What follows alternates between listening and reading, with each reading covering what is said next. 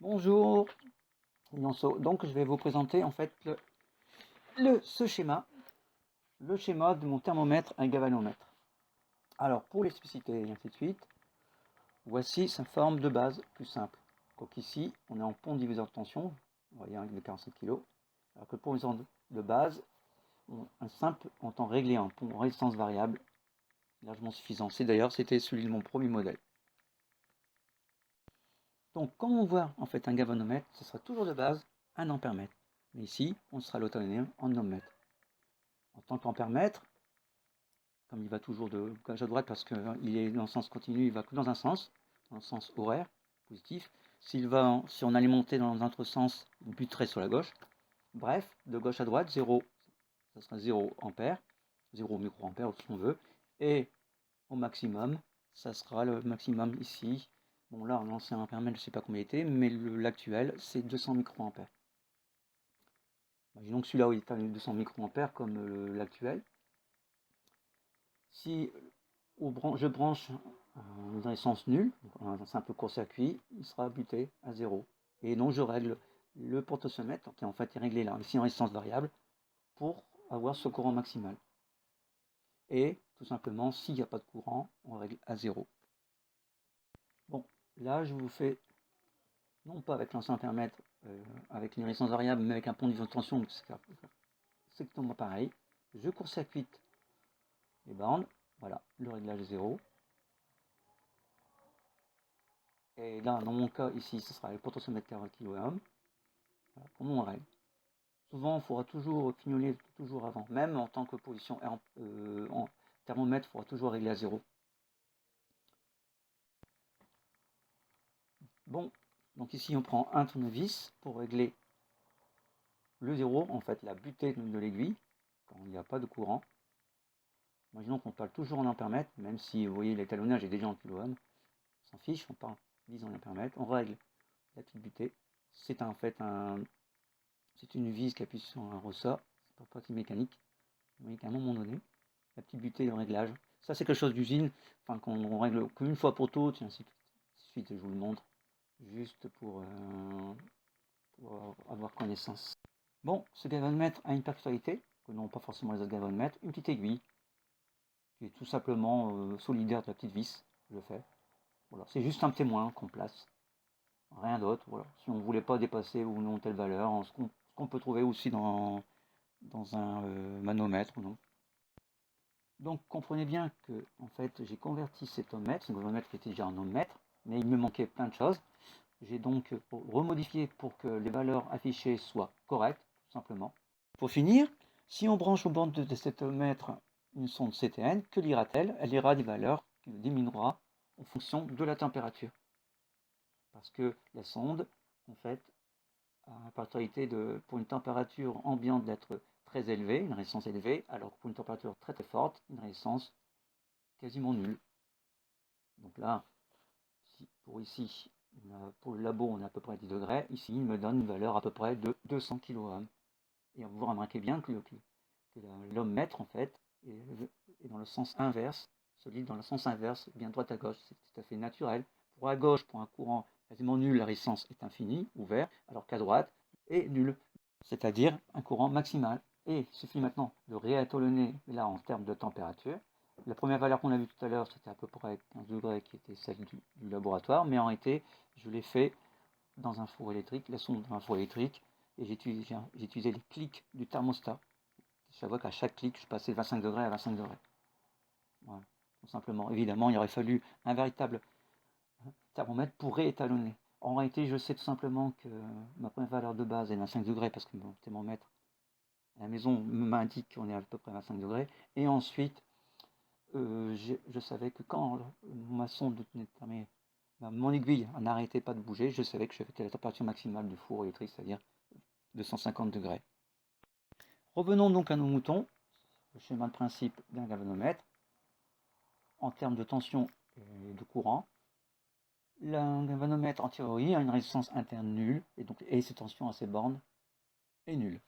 Et là, vous n'êtes pas rendu compte, mais si un ampèremètre, qu'il soit milliampèremètre ou microampèremètre, qu'importe, est gradué de manière bien linéaire, comme on voit ici, Il en est pas de même pour en fait ce galvanomètre là, qui est réglé en ohmmètre. Vous vous rendez compte par exemple que 100, 50, 30, 20 n'est pas du tout à la même échelle. On pourrait aussi 10, 8, 5, 3, 2, 1, 0. C'est plus ou moins serré. Il est vrai que si U, la loi U égale RI, je vérifie toujours, mais on peut avoir la tension U ou la résistance R ou I qui progresse toujours de manière aléatoire. Même si le courant va plus ou moins augmenter, les valeurs en fait, surtout du courant selon la résistance qu'on va mettre va évoluer de manière bien différente. Et je pense qu'il va être utilisé un pont diviseur de tension comme je l'ai fait dans mon montage. Le montage que je représente encore. Donc le potentiomètre ici règle une valeur fixe au départ de 3,1 volts, comme vous le voyez, qui sert en fait de tension d'alimentation pour le courant maximal ici de 200 microampères. On verra plus tard le rôle des diodes. Un rôle courant maximum, bien entendu, si à la place de la CTN, j'ai un court-circuit. C'est mon réglage qu'on appelle le 0. On parle maintenant en tant que conduisant de tension. Voyons un peu plus près exactement qu'est-ce que je fais exactement.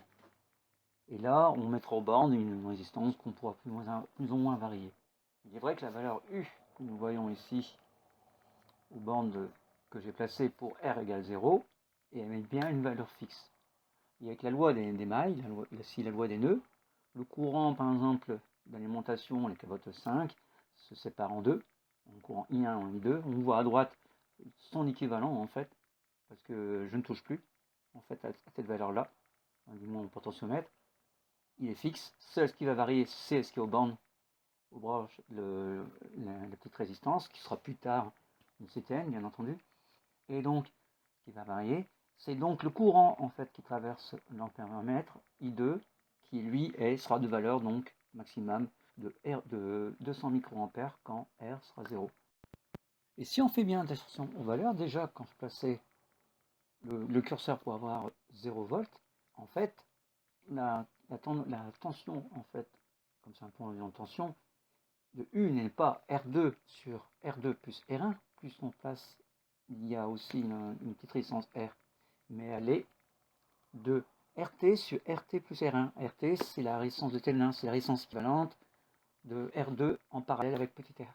Donc RT est égal à R fois petit r fois R2 sur R plus R2. Et on s'en compte bizarrement, tiens, mais alors, de toute manière, même sans calculer la résistance de T1, on se rend compte que si R est nul, alors la tension, ce ne serait pas 3,1 volts, mais 0, puisqu'on court-circuite.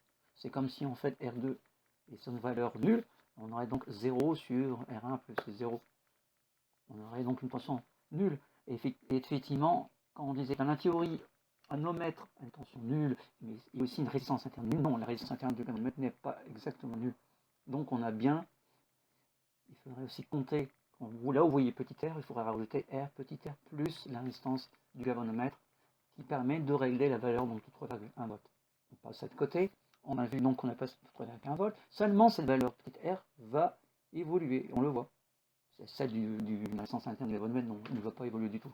Et on voit donc, on comprend que, quelle que soit la valeur de petit r, là, la valeur de U va évoluer. Là, le courant, petite résistance, plus la résistance sera faible, le courant va bien augmenter, mais cette tension U va aussi évoluer. Donc on comprend bien que toutes les valeurs évoluent, et on ne va pas forcément avoir une position linéaire, pas du moins, qu'on aurait pu imaginer.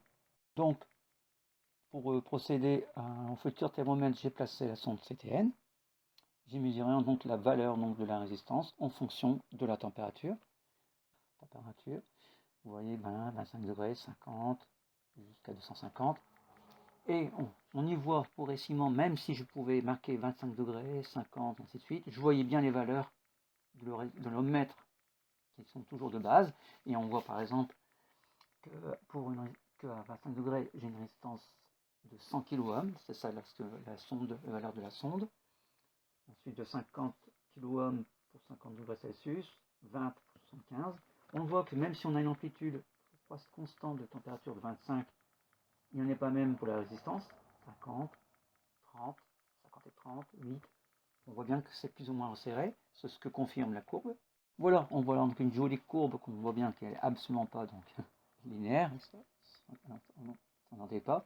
Mais j'avais envie de vous présenter la courbe d'ampèremètre pour pouvoir s'imaginer pourquoi cette progression du courant en fait qui traverse exactement l'ampèremètre, donc c'est le courant I2, parce que nous, si on avait bien au départ un échelonnage d'anomètre que j'ai transformé en ampèremètre directement, on peut très bien aussi aller le convertir cet ohmmètre en ampèremètre, sachant qu'il y a toujours une division tout simplement classique, bien linéaire. Chaque division équivaut à un angle. Ici, un angle de degrés. Donc je fais un pas de calcul, mais c'est extrêmement simple. J'ai pu donc établir une nouvelle table, la valeur donc de I2 grâce à ça. En voyant par exemple la résistance de 200 kΩ, c'est-à-dire pour 20 degrés, ben c'est un courant de 15 microampères. Pour celle de 25 degrés, eh ben c'est 18, jusqu'à 250 degrés Celsius, c'est 190 microampères.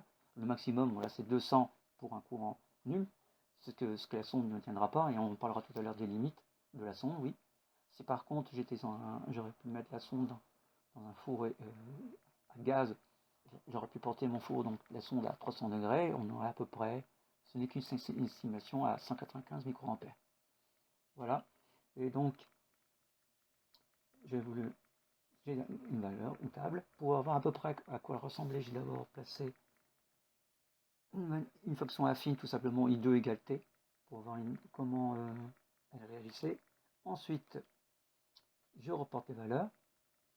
On voit que si les valeurs ne sont pas trop faux, c'est en une petite légère augmentation. Pluie progressivement, elle diminue. Elle augmente, mais de beaucoup moins vite. Et donc, j'ai aussi imaginé, mais les valeurs aussi, c'est 20 degrés, qu'est-ce que pourraient être les valeurs proches de 0? Et là, on passe dans les limites de la sonde. Ça pourrait être très bien qu'à température nulle, eh ben, j'ai courant, voilà, nul, I2 est nul, et c'est toujours ça. Mais d'un autre côté, on peut avoir le courant qui s'annule pour une température qui n'est absolument pas nulle, qui pourrait être l'ordre, par exemple ici dans mon exemple, de 18 degrés, et elle restera toujours nulle. En fait, je ne sais pas, et ça ne parle justement parler des sondes, c'est que la gamme que peut fonctionner la sonde, je ne la connais pas. En plus, je ne pouvais pas mesurer la température proche de 0, parce que si je prends un glaçon, prenez du congélateur, il sera de moins 6 degrés ou moins 18. Si vous prenez un congélateur, moins 50, mais je n'ai pas de glaçon à 0 degré Celsius, je n'ai pas pu le mesurer cette valeur-là. Et puis, je ne sais pas si la sonde, en fait, pour une valeur très proche même de 1 degré, elle est valable ou non. Déjà, si on regarde bien le galvanomètre, l'aiguille ne va quasiment pas bouger pour une valeur comme ça, très froide. Donc, je ne pourrais pas bien la mesurer déjà que pour le galvanomètre. Peut-être avec un multimètre, je pourrais. Mais quoi qu'il en soit, moi, je l'ai utilisé pour un four. La température ambiante suffit largement. C'est pareil pour la température maximale. Pourrait jusqu'à 300 degrés, mais est-ce qu'elle pourrait aller jusqu'à 500? Oui, 600, et convertir mon multimètre, mon galvanomètre en conséquence, je ne sais pas. Quoi qu'il soit, voilà, c'est comme ça que j'ai conçu mon thermomètre. Et avant de vous quitter, donc j'ai parlé de la rôle des diodes, des 1 et des 2. Bon, des 1, on avait compris, c'est pour protéger la bobine du galvanomètre, en cas de coupure de courant, par exemple, dans un premier temps. Le courant va aller de la masse au plus, c'est ce courant de rupture, donc ça va limiter la tension. Déjà, bon, la bobine va buter sur la gauche, mais elle sera limitée à une tension de 0,7 volts si la diode est en silicium. La diode D2, par contre, si au bande de ce ohmmètre, avant même que ce soit un thermomètre, c'était déjà un ohmmètre à la base, je touche sur un élément et qu'il y avait une source de tension qui irait de la masse au plus, bah, la diode D1 déjà, qui est la diode Euro libre, va déjà limiter ce courant. Si c'est entre le plus et le moins, c'est la rôle D2 qui va limiter. Et là, donc là, on va buter sur la droite, qui va limiter la bobine pour que ça ne bute pas trop. Déjà, théoriquement, on devrait avoir une tension proche de 0 volts. Voilà. D'abord, je vous remercie encore pour tout et je vous souhaite à la prochaine fois.